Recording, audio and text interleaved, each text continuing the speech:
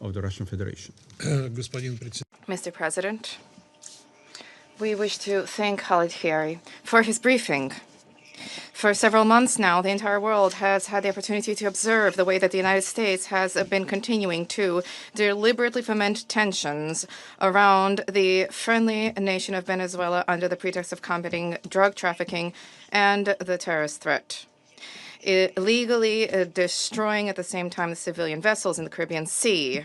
We, during the previous Security Council meeting, we all had an opportunity to see the fact that this artificial smoke screen is concealing the goal of U.S. military groups being shored up and the delivery of the exerting tension on an independent state whose policy is not to the liking of Washington. It seems that the White House decided to remove from the mothballs the previously embraced practice of portraying combating terrorism as justification for blatant aggression and intervention in the affairs of sovereign states. And this time, the so-called foreign terrorist organization has been labeled as being the legitimate government of the Bolivarian Republic.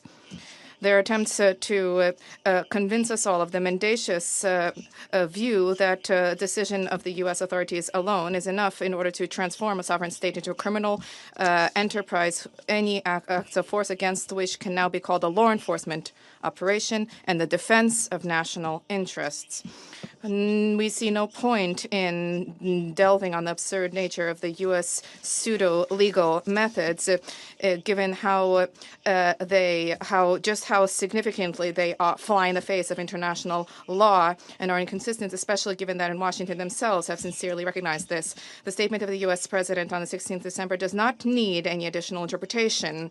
This is a direct claim on the natural wealth and the soil of another state, and an open, if not to state, flagrant bringing to bear of military, political, and economic pressure with the aim of changing an inconvenient regime. The United States is already shoring up their practices with attacks of open piracy with the aim of seizing sovereign natural resources, which we all saw compellingly taking place in recent weeks. We firmly condemn the seizure by U.S. troops of petroleum tankers and the effective imposition of a blockade on Venezuela.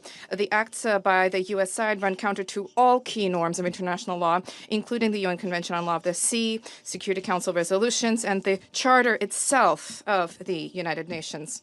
Colleagues, the illegal U.S. blockade on the coast of Venezuela is the most clear and absolutely real act of aggression. And the responsibility of Washington is also evident for the catastrophic consequences of such cowboy-like conduct for the residents of the country, which is now blockaded. Unfortunately, we have every reason to believe that these are not one-off acts by the U.S. vis-a-vis Venezuela. This intervention, which is unfolding, can become a template for future acts of force against Latin American states in accordance with the so-called Trump corollary and the Monroe Doctrine, which was enshrined in the recently published U.S. national security policy. And this is a clear message for all countries in the region who are striving to conduct a sovereign policy and to independently determine their own economic, political, and cultural system.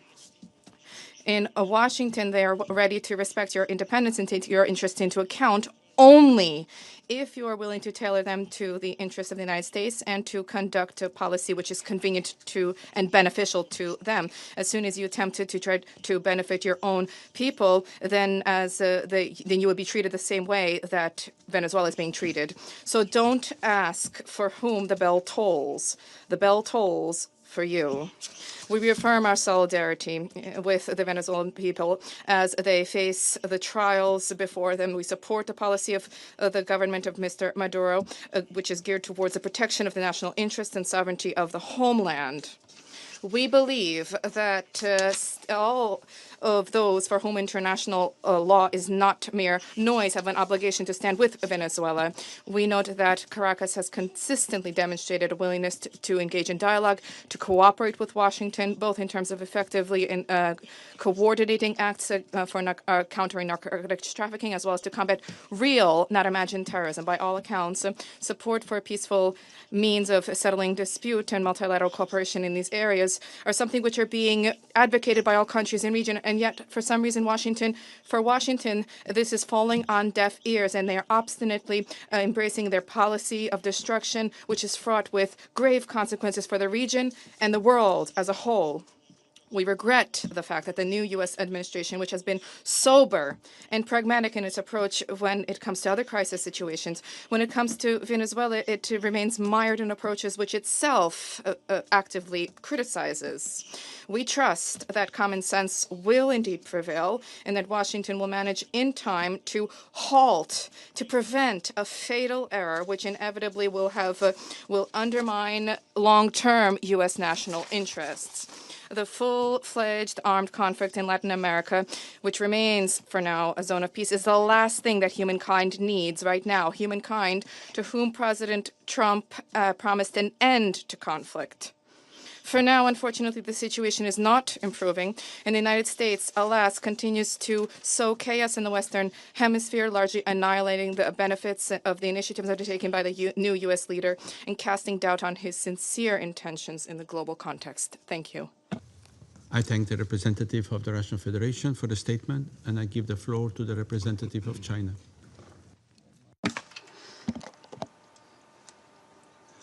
President, China appreciates Slovenia presidency for convening this emergency meeting requested by Venezuela and supported by Russia, China, and other countries. We thank ASD Chiari for his briefing.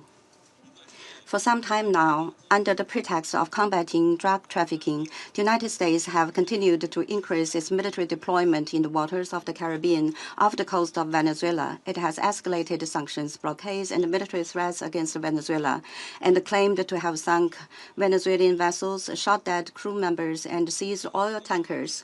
It has designated the Venezuelan government as a foreign terrorist organization, claimed that Venezuela's territory, oil, and assets belong to the United States, and even threatened military strikes against the Venezuelan territory. The U.S. actions and rhetoric have led to continued tensions in the region, raising serious concerns among regional countries and the international community. The UN Charter establishes fundamental principles governing international relations, including sovereign equality, non-interference in internal affairs, and peaceful settlement of disputes. They constitute the cornerstone of international rule of law and are crucial for maintaining world peace and security.